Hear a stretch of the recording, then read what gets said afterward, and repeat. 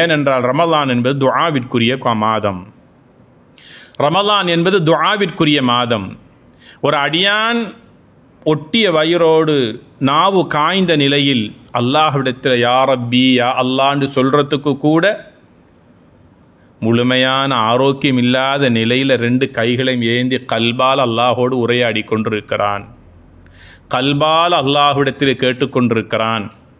அதை கூட ரப்புல் ஆலமீன் மிக பெருமதி வாய்ந்த ஒரு பிரார்த்தனையாக அல்லாஹ் ஏற்றுக்கொள்கின்றான்.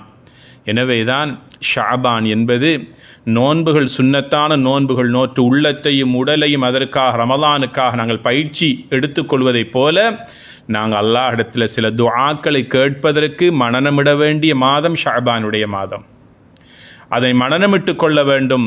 முடியவில்லையா, இவ்வாறான பொறுமதியான கருத்துள்ள இந்த துஆக்களை ஒரு பேப்பர்லையாவது எழுதி, ஒரு புத்தகத்திலேயாவது எழுதி வைத்து கொள்ள வேண்டும்.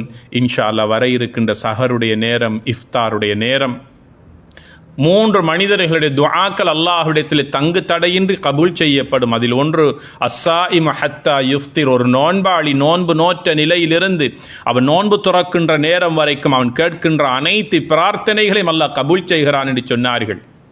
தங்கு தடை இல்லை, திரையில்லாமல் ஒரு அடியானுடைய துஆ கபூல் செய்யப்படுகிறது என்றால் அவர் நோன்பாளிக்கு அல்லாஹ் கொடுத்திருக்கக்கூடிய பெரும் பாக்கியம் அது.